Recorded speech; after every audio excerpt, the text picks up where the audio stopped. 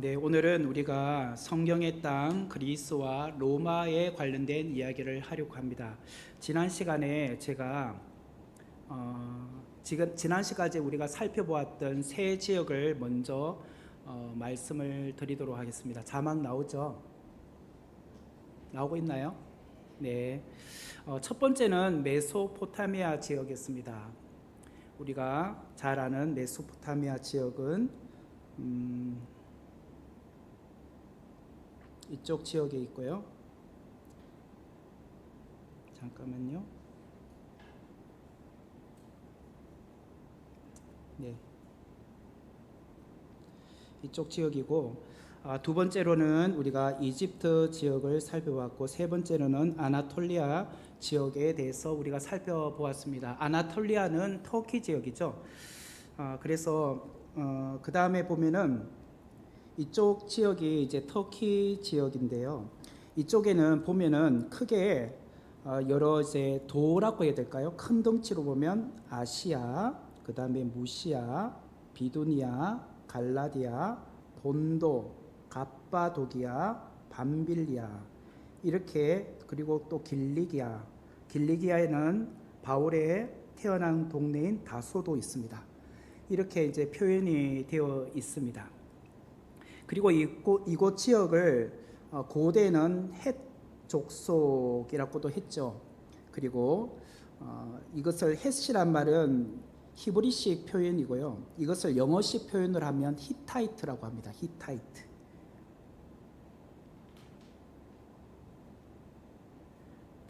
하는데요. 이쪽 지역을 우리가 살펴보았습니다. 그런데 제가 지난 시간에 이 부분을 마지막으로 하고 끝났는데, 우리가 아나톨리아 지역 가운데 갈거미스라는 이 지역을 설명을 드렸습니다. 다시 한번 설명을 드리면, 바벨론, 신흥 바벨론과 아수르 제국 간의 전쟁이 붙었는데요. 그때 아수르의 수도는 니느웨였습니다. 니느웨. 이곳에서 아수르의 왕이었던 우발릿 2세와 또 바벨론의 왕이었던 나보폴라살이 전쟁을 하게 되는데, 신흥 바벨론이었던 바벨론이 점점 강성하고 있었던 시대였기 때문에 바벨론이 아수르의 수도였던 니느웨를 무너뜨렸습니다. 그로 인해서 잔당들이 이곳 갈거미스로 피신을 하게 되었죠. 그곳에서 이제 최후 항전을 하게 되었는데, 그때 아수르 왕이었던 우발릿이 이곳 애굽에 있는 느고, 바로 느고라고 합니다. 참고로 바로라는 것은 왕이라는 뜻입니다. 왕을 바로라고 합니다. 우리가 바로가 이름이 아니고, 그래서 늘 바로란 말 나오면 왕이다. 그래서 느고 왕이라고 하는 거예요. 바로 느고라고 하면 느고 왕이라고 표현을 하시면 될 것 같습니다. 그래서 아수르가 애굽의 느고에게 친서를 보내서 우리를 좀 도와달라라고 해서 애굽의 바로 느고가 이제 친정을 올라갔죠. 그때 올라갈 때 반드시 이스라엘 유다 땅인 머깃도를 통과해야만 했습니다. 그때 남유다의 왕은 요시야 왕이었습니다. 요시야. 문제는 이 요시야 왕이 북이스라엘이 아수르에 의해서 멸망이 되었잖아요. 그래서 북이스라엘을 멸망시킨 아수르를 도우러 가는 애굽의 느고 왕을 못마땅하게 생각해서 친정을 나가게 됩니다. 문제는 이겼으면 아무 문제도 없었을 건데, 그만 전쟁에서도 졌을 뿐만 아니라 그곳에서 전사하고 맙니다. 이것이 예레미야 애가에 표현이 되어 있다라고 말씀을 드렸죠. 그때 제가 이 성경 구절을 읽었습니다. 열왕기하 23장 29절의 말씀을 보면, 요시야 당시에 애굽의 왕 바로 느고가 아수르 왕을 치고자 하여, 여기서 이제 치고자 하여라는 말 때문에 제가 이렇게 말했어요. 유브라 강으로 올라가므로. 그러면은 애굽의 바로가 아수르를 공격하기 위해서 올라가는 것처럼 이렇게 표현이 되는 거잖아요, 느낌상. 그런데 사실 그게 아니라 열왕기하 23장 29절에 나온 쉬운 번역으로 보면은 요시야가 왕으로 있을 때에 이집트 왕 느고가 아시리아를 돕기 위해, 여기 돕기 위해라고 나옵니다. 도우러 올라갔다. 이게 표현이 맞는 거예요. 예, 그래서 지금 번역이 조금 좀 명확하지 않다 보니까 우리가 오해의 소지가 있어서 제가 지난 시간에 분명히 제가 설명을 했는데 성경을 읽다 보니까 치고자 하여라는 말 때문에 제가 헷갈려서 그게 아닌데 라고 하면서 그냥 지나간 적이 있었어요. 그래서 다시 쉬운 성경을 통해서 명확하게 알려드리고자 해서 이 부분을 살펴보고 넘어가도록 하겠습니다. 우리나라 이제 남해안과 일본의 그 경계선 사이를 대한해협이라고 하잖아요. 대한해협. 그리고 일본 땅으로 들어가 있는 대마도가 일본 지역에 있습니다. 일본 땅에 있습니다. 사실은 부산과 더 가깝죠. 이곳이 이제 해협이라고 합니다. 제가 왜 이렇게 해협이란 말을 하느냐면 이곳은 좀 전에 말한 것처럼 아나톨리아, 터키 땅, 오늘날로 말하면 튀르키예라고 합니다. 이곳과 이제 유럽의 첫 땅인 그리스 사이에 보면 이쪽과 이쪽이 해협이 있습니다. 네, 다시 지우고 말씀드릴게요. 자, 여기 이제 잘 보시면 여기에 뭔가 조금 틈새가 있죠. 그리고 드로아에 있는 이쪽 사이에 보면 틈새가 있어요. 그러니까 유럽과 아시아인 터키 사이를 얇지만 우리나라 대한해협처럼 가까이 있는 그런 해협이 있다는 거죠. 다시 보면은 이것을 조금 이제 다시 보면은 이 위쪽인데요. 여기인데 여기에 보면 이스탄불이 있습니다. 터키의 수도 이스탄불이 여기 별표 이쪽에 있어요. 거기 해협을 보스포러스 해협이라고 합니다. 발음도 잘 안 돼요. 보스포러스 해협이라고 하고 그거는 흑해와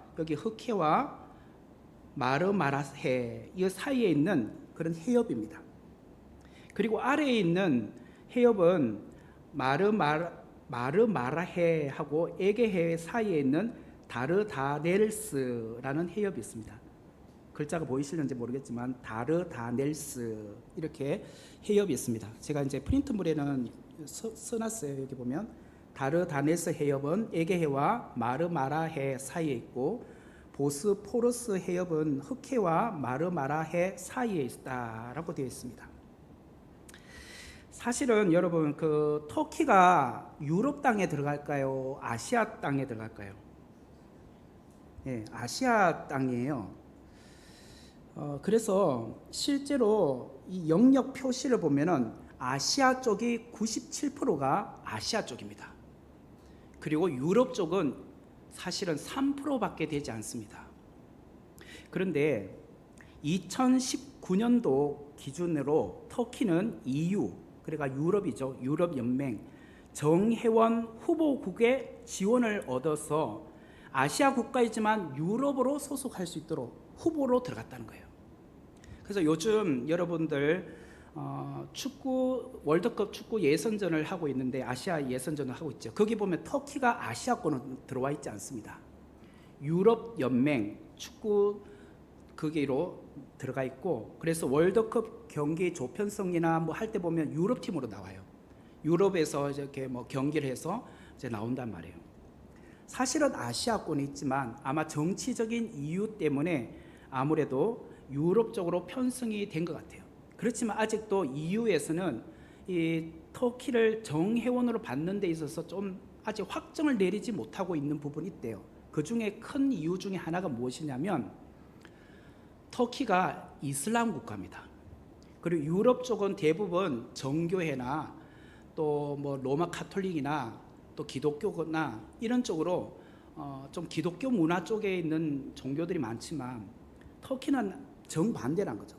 그 부분에 있어서 좀 부담스러워서 받는 부분에 있어서 좀 그렇고 또 터키가 유럽에 있는 나라들에 비하면 좀 생활이 떨어집니다.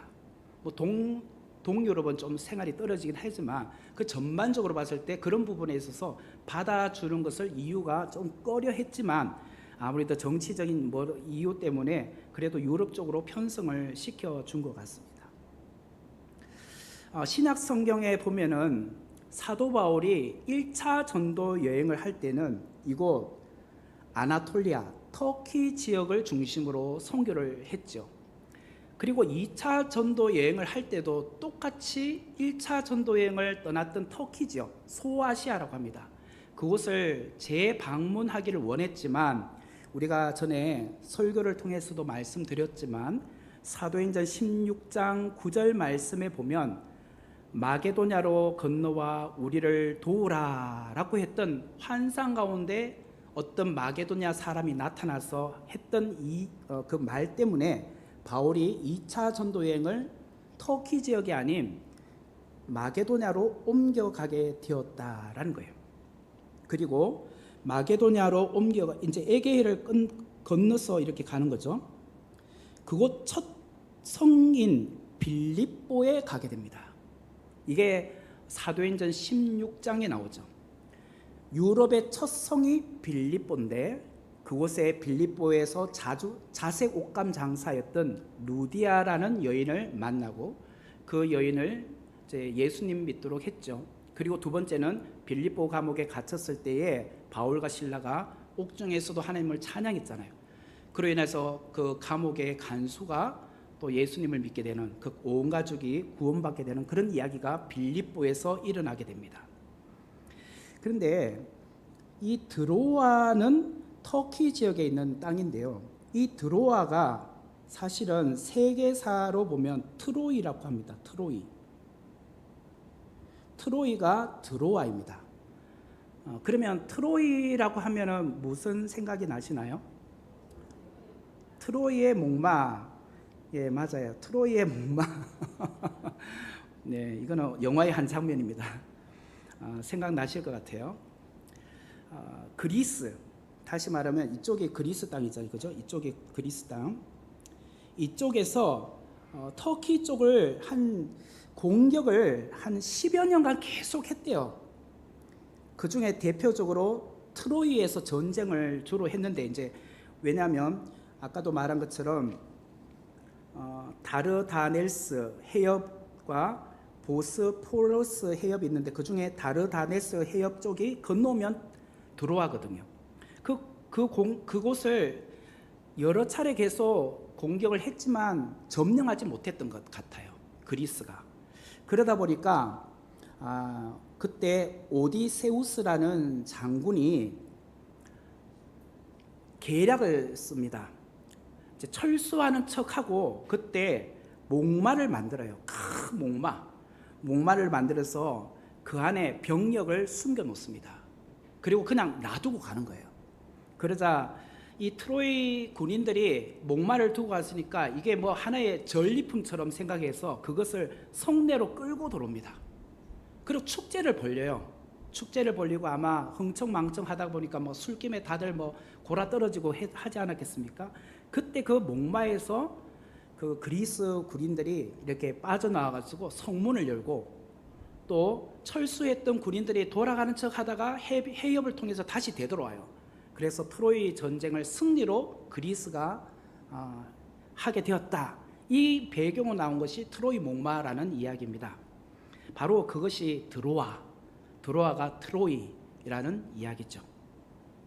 소아시아에서 이제 좁은 해협을 건너서 오면은 좀 전에 이제 다르다넬스 해협이 통해서 이제 건너오는데요.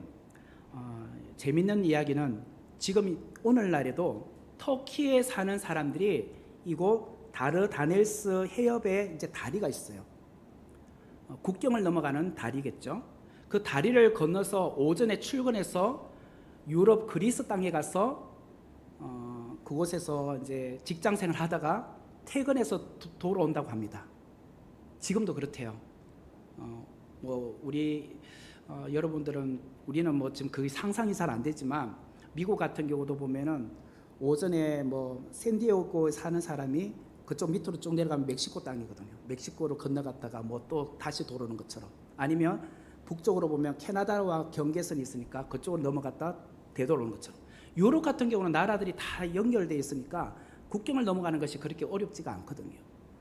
아마도 그래서 오전에 터키에서 살고 있었던 어떤 직장인이 이곳 다르다닐스 해협을 건너서, 이제 다리를 건너서 그리스 땅 어떤 직장으로 가서 거기서 업무를 보고 저녁에 퇴근하는, 이렇게 자주 한다는 거예요. 그 이유가 무엇이냐면 유럽에 있는 그리스 땅은 집값이 비싸다고 합니다. 그리고 터키 쪽은 좀 집값이 싼 거예요.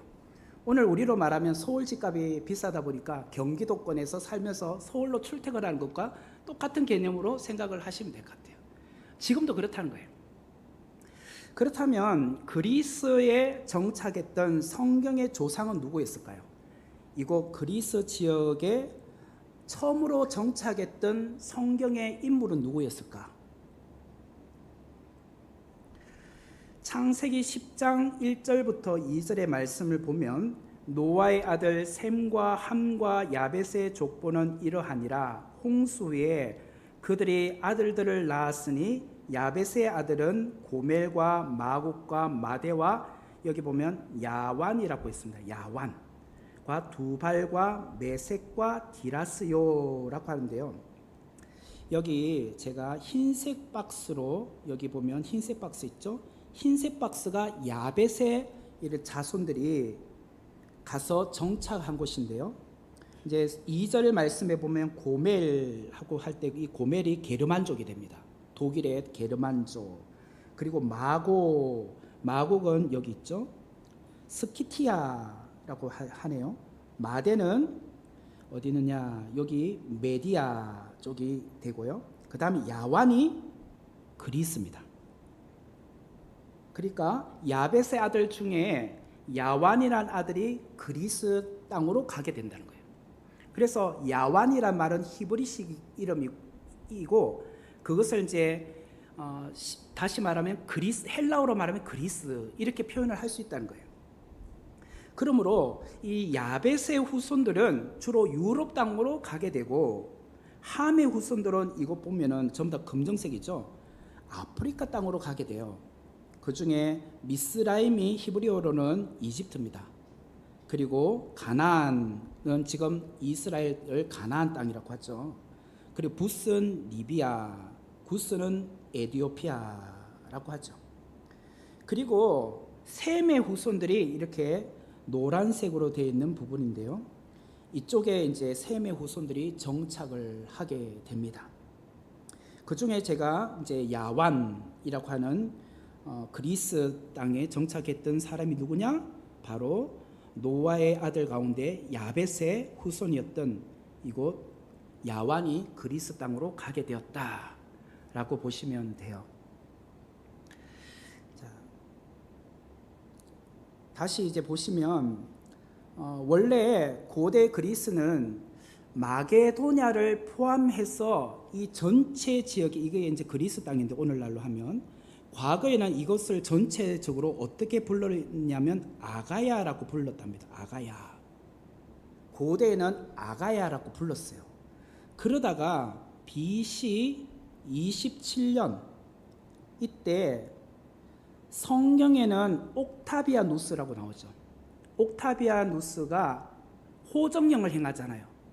예수님이 태어날 때 호정령을 행해서 그 전국적으로 행하다 보니까 요셉이 호정령을 행하기 위해서 고향으로 베들레헴으로 내려가는 이야기 나오죠. 이 옥타비아누스를 다른 말로 하면 아우구스투스라고 합니다. 아우구스투스. 이때 BC 27년에 이 아가야라는 그리스 전체 땅을 두 부분으로 이름을 나누게 됩니다. 어떻게 나누느냐? 위쪽을 마게도냐라고 했고 아래쪽을 아가야라고 나누었다는 거예요.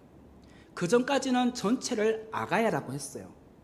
그러다가 BC 27년 아우구스투스에 의하여서 북쪽을 마게도냐, 아래쪽을 아가야라고 나눴다는 거예요. 오늘로 조금 쉽게 말하면 우리 인천이 크잖아요. 그래서 위쪽을 검단구라고 뭐 한다고 하더라고요. 그죠? 검단구 아래쪽을 이제 서구 이렇게 나눈다고 하죠. 그리고 중구도 뭐 영종도도 있어서 영종구인가 그렇게 하고 또 중구 이렇게 나누다고 하잖아요. 그런 것처럼 이제 너무 이제 행정상 거리가 멀고 또 인구가 밀집하고 하다 보니까 아마 두 도로 나눈 거겠죠. 마게도냐 위쪽을, 그래서 아가야. 그러다 보니까 BC 27년 이후부터는 성경을 보면은 마게도냐 아가야 이렇게 이제 구분돼서 나온 거죠. 신약 시대 때 다 그렇게 이제 표현해서 나온다는 거죠.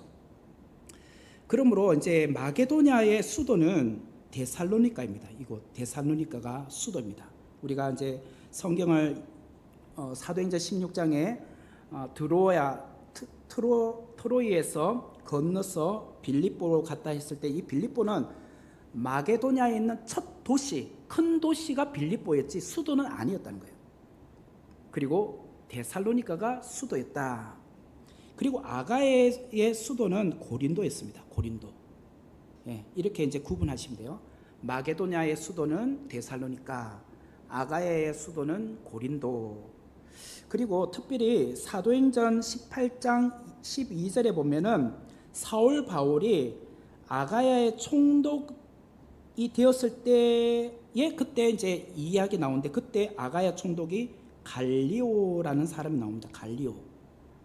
그래서 아가야의 총독이 갈리오일 때 사도 바울이 활동을 했구나라는 것을 우리가 보게 됩니다. 자, 그러면은 제가 여러분에게 한 가지 질문을 던져 보도록 하겠습니다. 그리스, 달리 말하면 헬라라고 하죠. 그리스 제국, 헬라 제국에 관련된 이야기가 구약에 소개되어 있을까요? 없을까요? 그리스에 관련된 이야기가 구약 성경에 어떤 단어라도 나올까요? 헬라나 그리스나 어떤 뭐 알렉산더 대왕이나 이런 이야기들이 성경에 어디라도 표현되어 나올까요? 나온다? 안 나온다? 난 몰라. 네네. 우리 궁금해요. 왜 그런가? 이제 왜 이렇게 헷갈려 하느냐면 사실은 구약 성경의 이 배경이 우리가 잘 알지만 이집트 제국에 있었잖아요. 처음에 이스라엘이 430년간 종살이했던 것이 이집트 제국이죠. 거기서 이제 출애굽하여서 가나안 땅에 들어갔죠.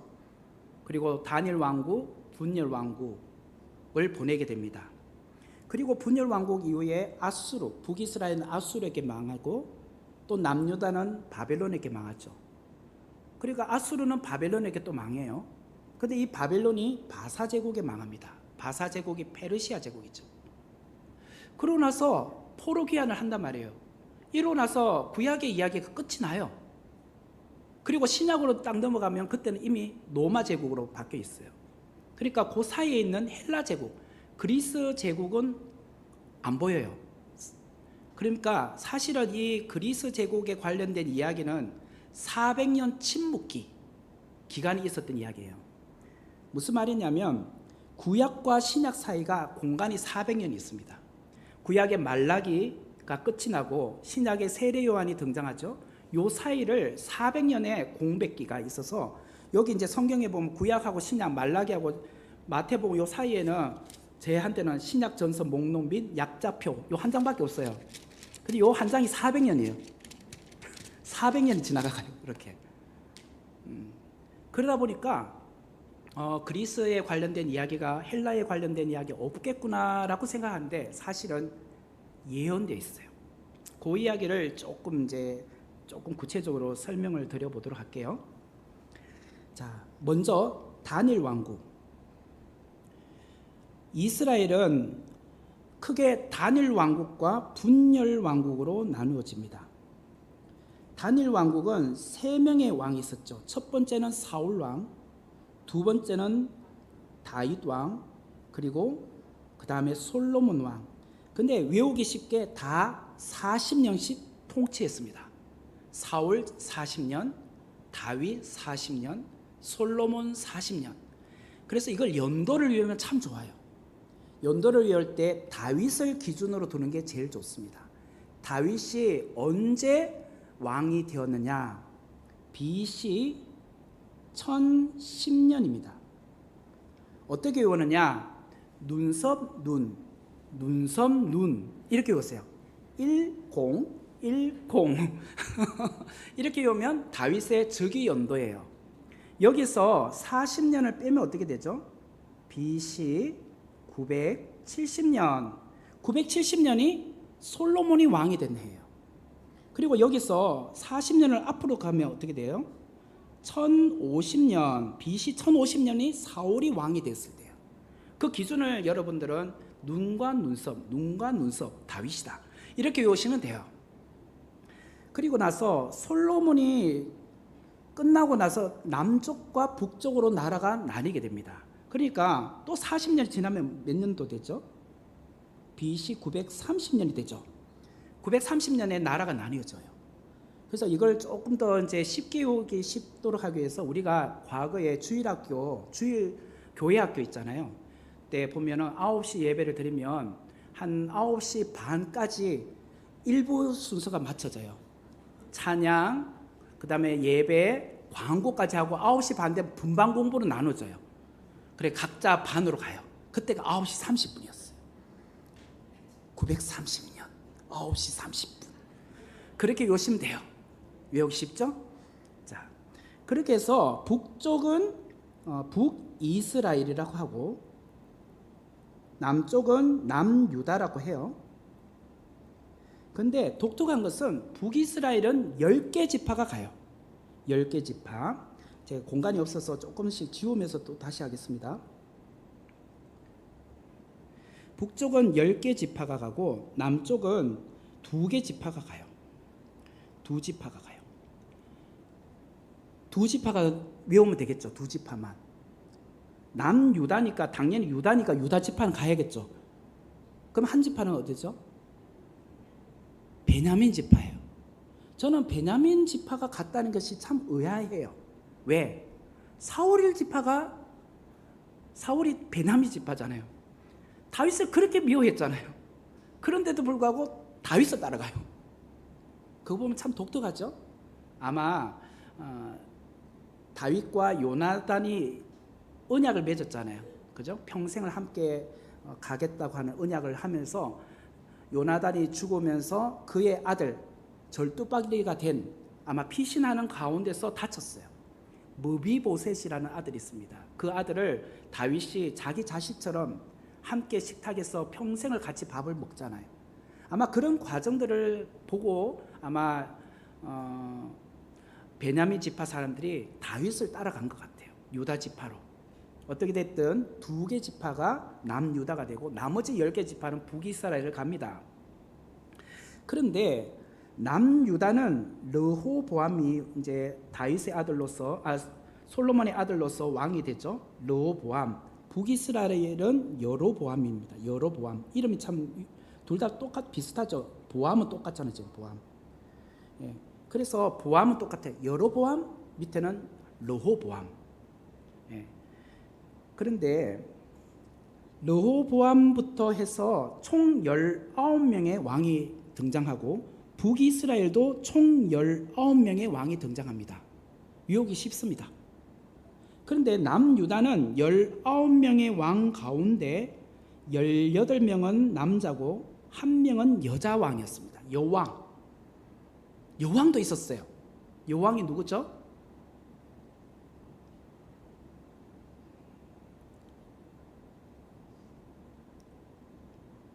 자, 아달랴라는 여왕이 있었습니다. 아달랴는 누굽니까? 틀릴까봐 자꾸 말을 안 하는 거죠, 지금. 말씀하셔도 돼요. 원래 틀려야 다음 시험 더 잘 치더라고. 아합과 이세벨의 딸입니다. 쉽게 말하면 북이스라엘에서 남유다로 시집 온 여자예요. 남유다에 여호람이라는 왕이 있었습니다. 여호람의 배필이 됩니다. 근데 이 아달랴가 남유다로 시집 와가지고 다윗 가문을 없애버려요. 그죠? 없애버리려고 해 씨를 말려고 했잖아요. 그래서 자기가 스스로 왕이 되잖아요. 여왕이 되잖아요. 그런 정말 다윗의 불씨가 꺼질 뻔했던 위기의 순간이 있었던 이야기죠. 그런데 이 19명의 남유다 왕 가운데 8명이 선한 왕이었습니다. 선한 왕. 북이스라엘은 19명, 똑같이 19명인데 북이스라엘은 한 명도 선한 왕이 안 나타납니다. 그러면 남유다의 선한 왕은 누가 있을까?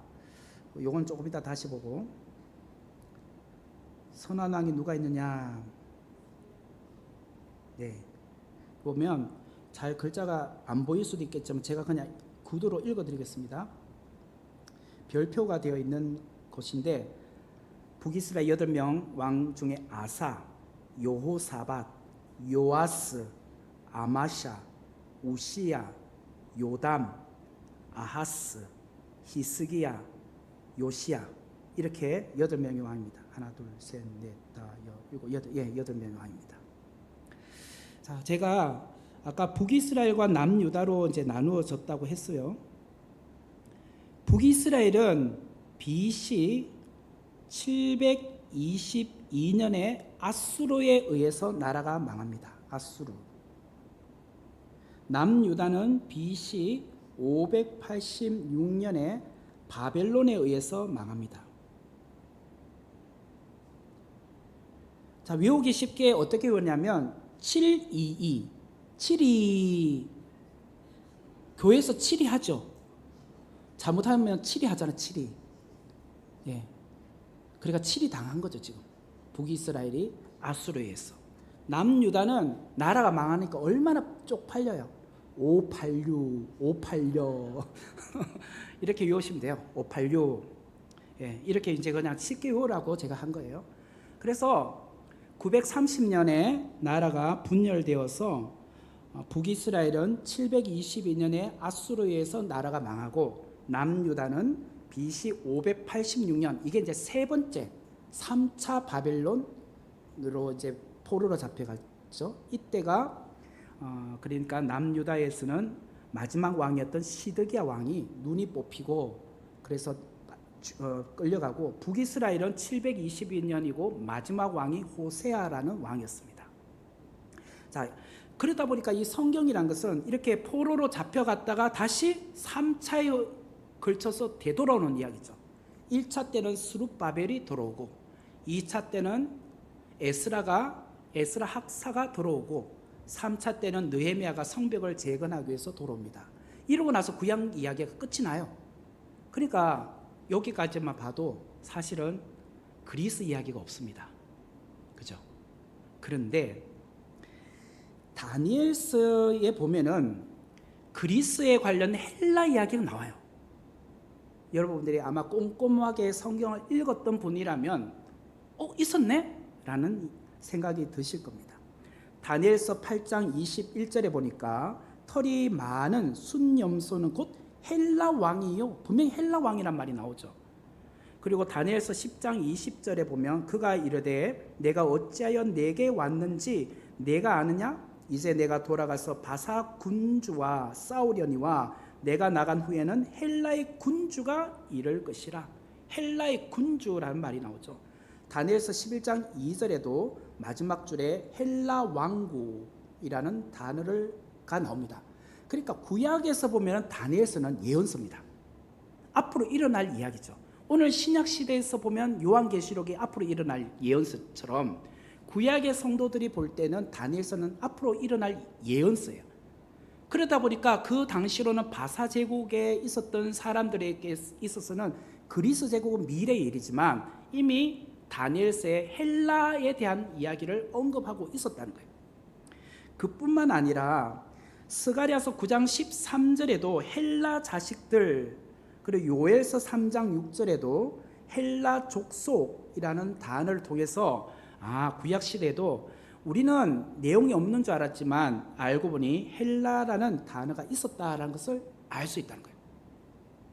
그리고 다니엘서에는 더 구체적으로 이런 표현을 합니다. 다니엘서 2장 31절부터 33절 말씀을 보면 왕이여 왕이 한 큰 신상을 보셨나이다. 그 신상이 왕의 앞에 섰는데 크고 광채가 매우 찬란하며 그 모양이 심히 두려우니 그 우상의 머리는 순금이요 가슴과 두 팔은 은이요 배와 넓적다리는 노시요 33절 그 종아리는 쇠요 그 발은 얼마는 쇠요 얼마는 진흙이었나이다 라고 해서 그 느부갓네살 왕이 한 꿈을 꿉니다. 신상에 대한 꿈을 꾸었다는 거예요. 이것을 어느 누구도 해몽해 주는 사람이 없었습니다. 해석해 주는 사람. 그때 다니엘이 이것을 해석을 해 주죠.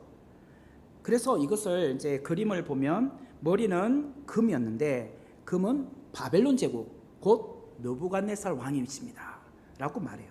근데 이 바벨론 제국이 은의 나라인 가슴 부인 바사 페르시아 제국에 의해서 망한다는 거예요. 그리고 그 다음에 허리 부분이 동노시인데 헬라 제국 알렉산더 대왕 그리스 제국에 의해서 망한다는 거예요. 그러다가 이 헬라 제국은 철의 나라인 허벅지 이쪽에 있는 로마에 의해서 망한다는 거예요. 근데 왜 다리는 두 개잖아요. 이렇게 된 것은 동로마 서로마로 나뉘어진다는 거예요.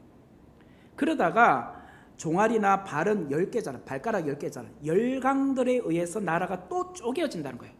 로마 제국 이후에. 그러다가 뜨인 돌이 나타나서 이것을 무너뜨리는 이야기. 그것이 곧 예수 그리스도가 다스릴 하나님 나라가 온다는 이야기를 언급을 하는 거죠. 이것이 지금 다니엘서에 표현을 하고 있어요. 이때만 해도 지금 다니엘이 있었던 그 시대는 바벨론 제국이잖아요. 근데 다니엘은 그 이후에 바사 제국까지 있었잖아요. 총리로. 그러니까 사실은 여기까지 구약 시대는 이야기는. 그러나 이미 앞으로 일어날 헬라 제국, 로마 제국 이후의 이야기까지도 언급을 하고 있더란 거예요. 이미. 이게 예언이었던 거예요. 자, 그러면은 이 헬라 제국, 그리스 제국이 얼마나 큰 영토였느냐면 여기 아프리카 쪽에서부터 이렇게 유럽 그리스 땅까지 해서 이렇게 해서 아시아권까지 해서 인도 지역 파키스탄까지 이 전체를 아우르는 나라가 바로 그리스 제국이었어요. 어마어마한 나라죠. 사실은 이곳 그리스는 이쪽 땅이었잖아요. 여기서 이 동쪽으로 땅을 다 거의 다 점령을 하게 됐죠. 특별히 이때 알렉산더 대왕을 알아야 돼요. 알렉산더 대왕은 사실은 그리스가 위에는 마게도냐고 아래쪽이 아가야라고 했습니다. 그 중에 마게도니아, 이걸 마게도냐라고 하잖아요. 마게도냐의 필립이라는 왕이 있었는데 그 사람의 아들이었어요. 그러니까 마게도냐는 작은 그 소국이 결국은 알렉산더에 의해서 엄청난 큰 나라가 된 거예요. 그리고 5년 만에 페르시아 제국을 무너뜨려요. 알렉산더가 왕이 되었어. 근데 아쉽게도 알렉산더 대왕은 20살에 왕이 되어서 이렇게 큰 영토를 차지하다가 33살에 그만 요절하고 말아요. 열병에 의해서 죽어요. 그 당시에는 뭐 그런 치료약이 없었겠죠. 그러다 보니까 전 세계적으로 막 친정을 나가고 하다 보니까 이렇게 열병, 뭐 말라리아 병처럼 이렇게 뭐 작은 것에 어떤 물려서 열이 막 나기 시작할 수도 있잖아요. 그렇게 해서 죽어요. 33살에 죽어요. 그런데 이 13년의 기간 동안 이 어마어마한 대국을 만드는 사람이 알렉산더였어요. 알렉산더. 그러면서 이 알렉산더는 이쪽 그리스에 있었던 헬레니즘 문화와, 그죠? 그리고 이 동쪽은 동방 문화잖아요. 오리엔트 문화. 이 두 문화를 함께 어우르게 만들었어요. 이것을 우리 흔히 헬레니즘 문화라고 하잖아요. 그래서 이 알렉산더 대왕에 의해서 그 당시에 국제 언어가 그리스가 된 거예요. 어마어마한 땅을 차지했기 때문에. 근데 여기서 제가 여러분께 마지막으로 적용 하나만 하고 제 8시가 되었기 때문에 마치도록 하겠습니다. 알렉산더 대왕이 33살에 죽었다고 했습니다. 근데 예수님도 이 땅에 오셔서 33살에 이 땅에 계시다가 33살 때 이제 십자가를 지고 돌아가셨습니다. 똑같이 33살이었어요. 자, 그런데 오늘날 보면은 누구의 영향력이 더 큽니까? 알렉산더 대왕입니까? 예수 그리스도이십니까? 예수님이시죠. 사실 이 당시만 해도 알렉산더 대왕이 차지했던 이 영토는 어마어마했습니다. 그의 영향력이란 것은 가히 초월할 정도였죠. 그러니까 알렉산더 대왕은 땅을 차지하기 위해서 정복자로서 이 땅을 살아온 인생이라면, 예수님은 사실 가나안 땅을 벗어나 본 적이 없습니다. 우리 선교 여행을 하기 위해서 바울처럼 그리스 땅이나 터키 지역도 가본 적이 없어요. 그냥 유대 땅에 있었어요.